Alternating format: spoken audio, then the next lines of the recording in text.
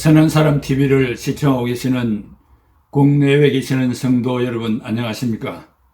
변함없는 신앙생활과 여러분의 연중 계획들이 하나님의 축복 속에 성공적으로 12월을 맞이할 수 있기를 진심으로 바라고, 사회사업과 먹고 사는 모든 문제의 성공도 성공이지만은 그 이전에 하나님 앞에서 우리의 신앙생활이 시간이 감으로 정진되고 발전, 성장, 성숙할 수 있기를 바라며, 그것은 교과서를 공부하지 아니하면 시험을 치루어 만점을 받을 수 없음 같이 우리의 텍스트북인 성경 말씀을 읽고 학습함으로써 우리의 신앙 지식과 이 세계를 보는 기독교 세관적인 입장에서 살아가 진취성 있는 여러분들의 삶이 되기를 바랍니다.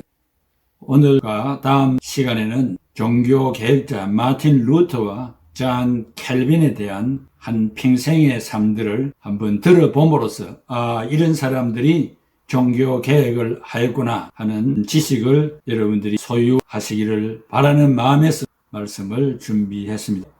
오늘은 마틴 루터의 신학에 대해서 생각하겠습니다. 우리들의 훌륭한 선배이며 성각자이신 루터와 켈빈, 이 두 분의 예생을 우리가 잘 모르고서는 신학의 첫 발을 디딜 수도 없고, 또 우리의 신앙 생활에 한 발짝 앞으로 나갈 수도 없는 그런 일들이 되겠습니다. 참고로 잘 경청하시기를 바랍니다. 마틴 루터의 16세기 종교개혁 운동은 현대사의 전환적 터닝 포인트라 할 수 있습니다. 루터는 1483년 10월 10일 독일 아이슬레벤에서 농부의 아들로 태어났습니다. 1546년 2월 18일 세상을 떠나기까지 63년간 성역에 이바지하다가 고향 땅에 묻혔습니다. 그는 가트린과 결혼하여 4명의 자녀가 있었습니다. 그의 어린 시절은 농촌 학교에서 공부하였으며 1502년 에르푸르트 대학에서 학사 학위를 받았고 3년 후 철학 박사 PhD를 받았습니다. 1505년 7월 2일 친구와 함께 비를 피하기 위하여 나무 밑에 있다가 낙내에 친구가 죽는 죽음을 보고 인생 일대의 큰 충격을 받아 수도원으로 들어가게 되었습니다. 1506년에 수도사로서 맹세를 하였고 1507년에 신부 안수를 받았으며 1509년에 신학사로 승진하였고 1510년에서 1511년 성로마 순례를 했습니다. 1512년에 신학박사 학위를 받았고 비텐베르그 대학교에서 몇 건의 주석 원고를 끝마쳤습니다. 시편 주석 1513년에서 1515년까지, 로마서는 1515년에서 1516년, 갈라디아서는 1516년에서 1517년, 히브리서는 1517년에서 1518년, 시편을 1519년에 마무리하였습니다. 그는 성 어거스틴의 신학을 통해 은혜의 세계를 체험하고 영의 눈이 열린 후부터 신학자로서의 깊은 깨달음이 있었습니다. 그것은 바로 내가 하나님 앞에서 무슨 일을 하느냐가 문제가 아니라 내가 하나님 앞에서 어떤 사람이 되었느냐 하는 문제가 더 중대하다고 하였습니다. 지금까지 깨닫지 못하였던 진리들을 체험하게 되었습니다. 즉, 하나님은 율법만 지키시는 공의의 하나님만이 아니라 아들 예수 그리스도, 즉 복음을 믿는 자들을 용서해 주시는 사랑의 하나님임을 깨닫게 되었습니다. 첫째, 하나님에게 붙들리는 체험을 가졌습니다. 종교 개혁자 루터가 하나님께 붙들리는 체험을 하게 된 말씀은 로마서 1장 17절, 복음에는 하나님의 의가 나타나서 믿음으로 믿음에 이르게 하나니 기록된 바 오직 의인은 믿음으로 말미암아 살리라 함과 같으니라 하는 말씀입니다. 그가 1510년에서 1511년까지 감행했던 성 로마 순례길은 소위 거룩한 빌라도의 사닥다리의 청계라고 하는 계단을 무릎으로 기어오르는 일이었습니다. 바로 그때 로마서 1장 17절 말씀이 비몽사몽간에 떠올라 더 이상 올라가지 못하도록 하고 벌떡 일어서게 해서 걸어서 내려오도록 하였습니다. 그때로부터 4년 후 1515년 11월 비텐베르그 대학교에서 로마서 강의를 준비하던 중 로마서 1장 17절의 깊은 뜻을 알게 되었다고 했습니다. 그는 계속 바울이 보낸 로마서를 이해하려고 갈망했다고 합니다. 하나님의 의를 이해할 수가 없었다고 했습니다. 그걸 알고 있었던 하나님의 의는 하나님은 의로우시고 불의한 자를 심판하시며 의로우신 자라고만 알고 있었다고 솔직하게 고백했습니다. 그래도 만족이 없어서 주야로 고민을 하였는데 드디어 깨닫게 되었다고 하면서 하나님의 의란 은혜와 긍휼을 통하여 하나님이 주시는 예수, 복음을 의미하는 것이며 또 복음을 믿을 때 하나님이 주시는 예수로 말미암아 산다는 것으로 깨달았다는 것입니다. 그러므로 로마서 1장 17절의 의미, 복음은 하나님께서 의를 우리에게 능동적으로 계시하시고 하나님께서 우리를 긍휼히 여기시고 신앙을 허락해 주셔서 우리를 의로운 자로 인정해 주신다는 것입니다. 그 후로 나는 다시 태어나는 느낌을 받았으며 크게 열려진 문을 통하여 바로 천국으로 들어간 듯 했다고 했습니다. 이것은 사람이 선을 행함으로 구원을 받는 이행덕구가 아니고 하나님이 주신 복음 곧 예수를 믿음으로 말미암아 은혜로 구원을 받는다는 이신칭의를 깨달은 것입니다. 루트는 이러한 사실을 비텐베르그의 어스틴 수도원 탑 안에서 발견했다고 합니다. 그래서 사람들은 이것을 가리켜 수도원 탑의 경험이라고 부르게 되었다고 합니다. 그는 그 후 1531년에 쓴 갈라디아스 주석에서 다음과 같이 말하고 있습니다. 복음의 빛을 받기 전에는 나는 교황청의 법령들과 교부들의 전통들에 집착해 있었고 또 그것들을 거룩함의 구원에 필요한 것으로 매우 진지하게 옹호했다고 합니다. 나는 내가 할 수 있는 모든 배려를 다해서 금식과 기도, 철야기도 그리고 기타 다른 방법으로 그것들을 지키려 애썼으며 내가 내 몸을 시달리게 하되 많은 신자가 나 때문에 자기 스스로 어렵게 되는 영광을 빼앗겠다는 이유로 나를 그토록 맹렬히 정오하고 박해하였다고 합니다. 그러나 나는 그런 자들 이상으로 나도 그들을 정오했었다고 합니다. 중요한 것은 루터가 종교개혁적 마음으로 앞장선 것은 바로 로마서 1장 17절에 있었던 것입니다. 오직 은혜, 오직 믿음, 오직 성경으로 믿음에서 믿음에 이르는 것이라고 했습니다. 그 믿음은 하나님의 예수를 믿는 믿음이었습니다.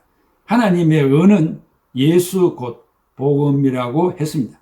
그 복음에는 하나님의 예수가 나타났다고 했습니다. 그 의는 하나님이 보내신 예수를 믿는 자는 모든 죄에서 용서를 받고 사함을 받아 죄 없는 사람으로 의롭다함을 받게 해주는 칭의의 은총이었다고 했습니다. 바로 이 성경의 빛이 로마의 루터를 살리고 독일과 구라파의 세계를 빛의 궁전, 은총의 세계로 인도했던 것입니다. 행함으로 구원을 받는다고 가르친 1000년이 넘는 로마 캐토릭의 이행 덕구주의 이단 사상에서 모든 영혼을 해방시킨 자유의 복음이었습니다. 그것은 기독교의 새로운 출발을 의미하기도 합니다. 두째로 루터의 종교개혁 운동의 시작. 독일 비텐베르그 대학교에는 매주 금요일 신학자들이 모여 신학의 난제들을 토의하는 시간이 있었습니다.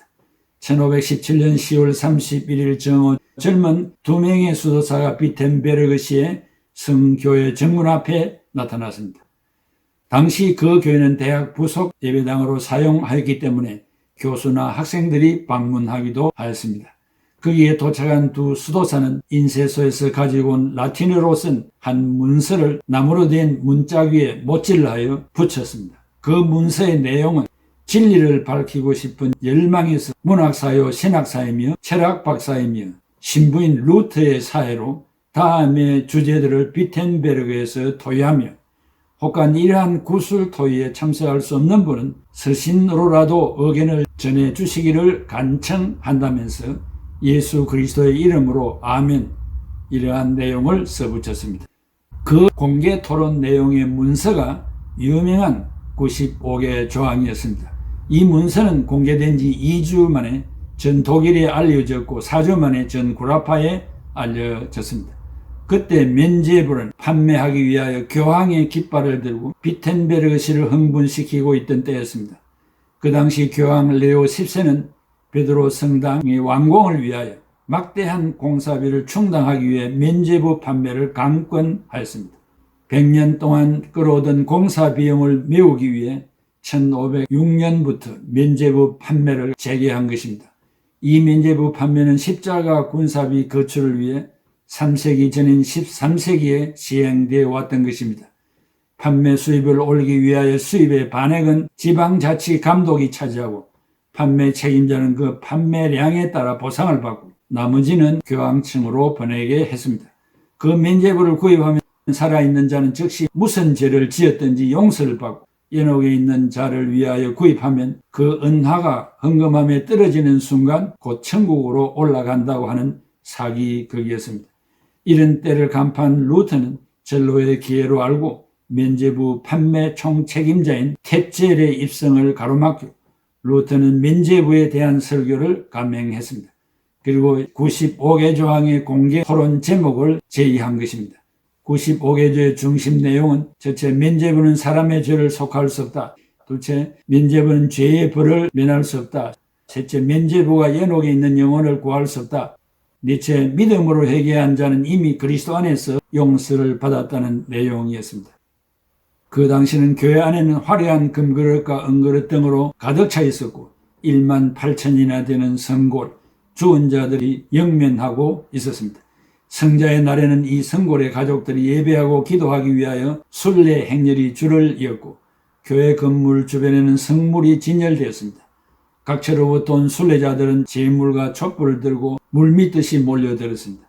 이들은 성골과 성이 거룩한 옷에 입을 맞추고 기도하면 죄사함 받는다고 가르쳤고 그렇게 믿어왔습니다. 거기다가 면죄부 판매가 중세기 고라파인들과 독일인들의 피를 빨아가는 순간이었습니다. 이미 여러 세기 동안 로마 사람들은 독일을 위시한 고라파 사람들의 피를 빨아먹었습니다. 그리고 또 독일의 금과 은이 로마의 금계 속으로 들어가고 있었습니다. 이러한 때에 하나님은 루터의 가슴에 진리의 불을 질렀습니다. 구원의 길은 면죄부가 아닌 믿음이라고 부르짖게 된 것입니다. 이 면죄부 판매 운동이 아니었다면 종교 개혁이 지연되었을지도 모릅니다. 셋째, 루터의 영적인 전투. 1520년 7월 당황한 교황은 루터를 로마로 소환했습니다.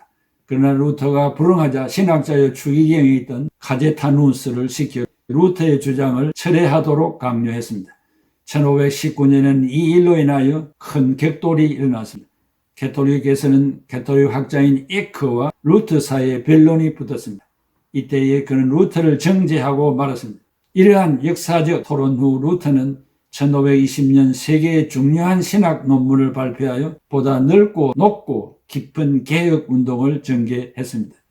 첫 번째 논문이 독일의 크리스찬 귀족에게라는 제목이었습니다. 그 내용은 첫째, 신자들은 다 복음의 제사장이기 때문에 교황권이 일반 사람보다 우월할 수 없다. 둘째, 신자들이 다 제사장이기 때문에 교황만의 성경 해석권은 잘못되었다. 셋째, 교황만의 교회 회의 소집권은 있을 수 없다고 하는 내용이었습니다. 이 글에서 교황의 우월권, 성직자의 독신주의, 교회의 사치 등을 비난하고 신학 교육의 개혁을 주장했습니다. 두째 논문은 교회의 바벨론 포로라는 제목의 글이었는데 그 내용은 참된 성례는 세례와 성찬뿐이다. 그러나 로마 교회는 온갖 인간적인 성례의 포로가 되어 있었습니다. 그는 또 이 글에서 화채설을 반대하고 공제설, 루터교 주장했습니다. 장로교회는 기념설, 상징설을 믿습니다. 세 번째 논문은 그리스도인의 자유라는 제목의 글이었습니다. 그는 논문에서 누구든지 그리스도 안에 있으면 새로운 피조물로 의롭다함을 얻고 자유할 수 있다고 주장했습니다. 그러므로 모든 사람은 로마 캐톨릭의 온갖 사설에서 자유해야 된다고 주장했습니다. 그 후 예상대로 1920년 6월 15일에 루터에게 파문장이 발행되었습니다. 그리고 12월에 교황의 사절단이 비텐베르그에 도착하여 루터에게 파문장을 전달했습니다. 이때 루터는 기다렸다는 듯이 12월 10일 학생들과 시민들이 보는 앞에서 주저없이 파문장과 교회 법전을 불태워버렸습니다. 교황청은 파문장을 보낸 후 독일 국회에 압력을 가하여 루터를 정죄하도록 독촉했습니다. 마침내 1921년 독일은 보름스에서 국회를 소집하고 4월 17일 루터의 출두를 명했습니다. 그때 친구들은 출두하는 것을 만류했으나 루터는 원수들이 보름스의 기와장만큼 많을지라도 나는 가리라 하고 하면서 국회에 나타났습니다. 그때 루트는 국민들로부터 황제 이상의 환영을 받았습니다. 결국 루트는 그 자리에서 자기의 주장을 취소하지 않았어. 그 후에 프레드릭 공의 특별한 배려를 받아 발트부르크에 안내되어 은신하게 되었습니다. 그는 그 성에 머물면서 신약 성경을 헬라어에서 독일어로 번역함으로 모든 신비의 성경이 되도록 했습니다. 1522년에 비텐베르크로 돌아온 루터는 본격적인 개혁운동에 착수하여 아이들과 어른들을 위하여 교리문답서를 쓰고 수많은 논문들과 성경주석, 설교문 그리고 담화문을 남겼습니다. 우리는 종교개혁자 파렐이 남긴 말을 기억해야 합니다.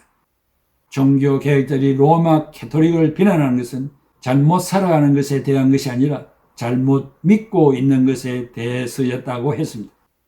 파렐의 말은 로마 천주교의 잘못된 생활을 지적하지 않는 것이 아니라 저들의 부패는 잘못 믿는 교리 문제에서 비롯되었다는 말입니다. 한국 교회는 종교개혁 500주년 행사를 맞았습니다. 중세기의 종교개혁운동은 우연의 산물이 아닙니다. 역사상의 위대한 일은 결코 갑자기 일어나지 않음을 알아야 합니다. 그것은 마치 화산이 폭발하려는 것 같이, 전쟁이 터지려는 것 같이, 어떤 암살 사건이나 국가 정복, 혁명 사건이 일어나려는 것 같이 어떤 기간 동안 쌓이고 누적되어 온 것이 폭발된 것입니다. 무려 1000년이 넘도록 쌓이고 쌓여 로마 캐톨릭의 총체적 부패와 타락을 심판하고자 하신 하나님의 구속사적 경륜이 있었다는 사실입니다. 오직 은혜, 오직 믿음, 오직 성경 이런 것들이 종교개혁의 모토였습니다. 그러므로 오늘도 이 개혁운동은 중지되어서는 안 되며 계속되어야 합니다. 우리 개신교 자체 안에서 이 일이 계속되어야 하고 밖으로 로마 캐톨릭을 향한 신령한 도전에서 그러해야 합니다. 지금 한국 교회는 종교 일치주의라고 하는 무서운 사탄의 책략 앞에서 크게 각성해야 할 때입니다. 사랑하는 성도 여러분, 이러한 위대한 우리의 선배가 있어서 오늘 우리의 신앙생활이 보수 정통으로 성경 중심, 믿음 중심, 은혜 중심으로 신앙생활을 하게 되었습니다. 얼마나 감사한 일입니까? 제일 처음으로 종교개혁의 횃불을 들었던 마틴 루터의 생애를 집약했습니다. 거듭 들어보시고 그의 공로를 치하하며 또 감사하는 그런 계기가 되기를 바랍니다. 기도합니다. 거룩하신 하나님 아버지, 은혜와 사랑을 감사합니다. 오늘도 마틴 루터에 대한 살아온 생을 우리가 정리해 보았습니다. 신학이 조금 다르기는 하지만 그래도 예수 그리스도의 중심, 믿음으로 살아가는 것이 신앙생활이요. 예수 그리스도 중심으로 살아야만 한다고 그는 부르짖었습니다. 오직 은혜, 오직 믿음, 오직 성경 이것을 표대로 삼고 부패한 천주교에서 불쌍한 영혼들을 구출해낸 위대한 종이었습니다. 오늘을 사는 우리에게도 영광스러운 빛을 전달해 주신 것을 감사합니다. 오늘 우리들도 후대에 살아오는 우리의 자녀들, 우리의 후손들에게도 영광스러운 신앙의 빛을 모범을 보일 수 있는 우리들이 되게 하여 주시옵소서. 예수님의 이름으로 기도하옵나이다.